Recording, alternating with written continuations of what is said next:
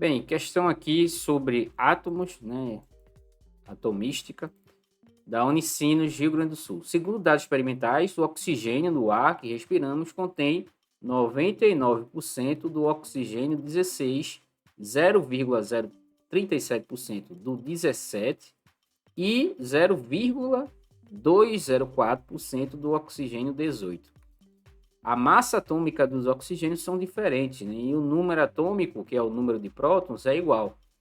Se o número de prótons é igual para as variantes de oxigênio, a gente chama ele de isótopos. E é justamente a resposta para essa questão. A alternativa letra D. Quando eles apresentam o mesmo número de prótons, a gente chama ele de isótopos.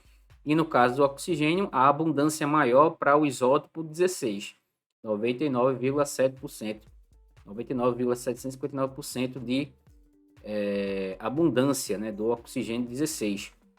Aí, para você saber qual é a massa do elemento oxigênio, aí você tem que fazer uma média ponderada aqui, né? Pegar os pesos e multiplicar para saber qual é a massa que vai estar lá na tabela periódica, ok? Alternativa, gabarito, letra D. Para essa outra questão, vai falar do isoeletrônico. Isoeletrônico significa o quê? Que tem o mesmo número de elétrons. Então, isoeletrônico está falando do elétron. Isótopos está falando do próton. Isótonos está falando do nêutron. E isóbaros da massa. Então, aqui é o número de elétrons. Então, você vai ter que saber o número atômico de cada uma dessas espécies para saber qual se eles têm a mesma quantidade de elétrons que a questão está se referindo. Então, letra A. A letra A tem o nitrogênio, que ele é o sétimo elemento da tabela.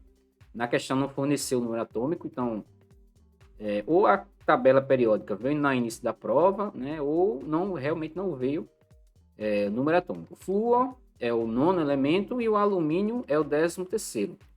Então, se você reparar, eles são espécies químicas que ganharam, né, no caso do nitrogênio, ganhou 3 elétrons, o flúor ganhou 1 elétron e o alumínio perdeu 3 elétrons. Então, são íons. Íons são átomos que ganharam ou perderam elétrons. Se eles ganharam elétrons, eles são íons negativos chamados de ânion. Se eles perderam elétrons, são íons positivos chamados de cátion. Então, o nitrogênio, quando ele recebe 3 elétrons, ele vai ficar com um total de 10. Já que ele tem 7 mais 3, 10. O flúor, quando ganha 1, também fica com 10.